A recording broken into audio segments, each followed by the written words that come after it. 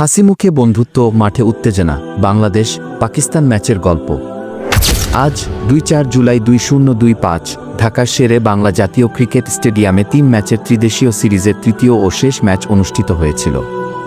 পাকিস্তান প্রথমে ব্যাট করে ১৭৮ সংগ্রহ করে, যেখানে সাহিবজাদা ফারহান ৬-৩ রান, হাসান নওয়াজ ৩-৩ এবং মোহাম্মদ নওয়াজ অবদান রাখে। বাংলাদেশের জবাবে শুরু থেকেই বড় ধাক্কা খায়, মাত্র ১০৪ রানে লাউড হয়, ফলে পাকিস্তান ৭-৪ রানের বিশাল জয় লাভ করে।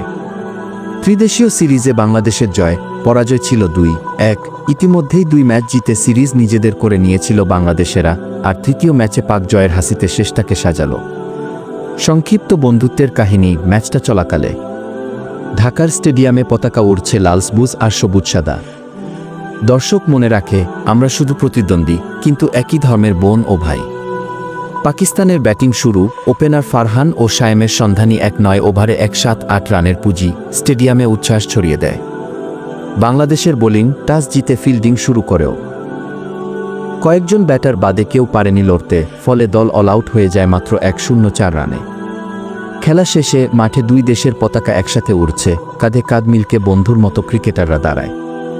ওই মুহূর্তে ভক্তদের মনেই একটা বার্তা স্পষ্ট হয়ে ওঠে, খেলা তো পার্থক্য তৈরি করে, কিন্তু হৃদয় একটাই, বন্ধুত্বের বার্তা। প্রতিটা ব্যাট ও বলের মধ্যে ছিল প্রতিযোগিতা, কিন্তু দর্শক ভক্তরা ছিল মুসলিম, যারা একে অন্যকে শ্রদ্ধা করে খেলা উপভোগ করল। পতাকা উড়ানোর সময় কেউ কার পক্ষেই অবিরাম স্লোগান করলেও হিংসা, অবিচার, বিদ্বেষ ছিল না, মাত্র ভালোবাসা ও সহযোগিতার বিনিময়ে।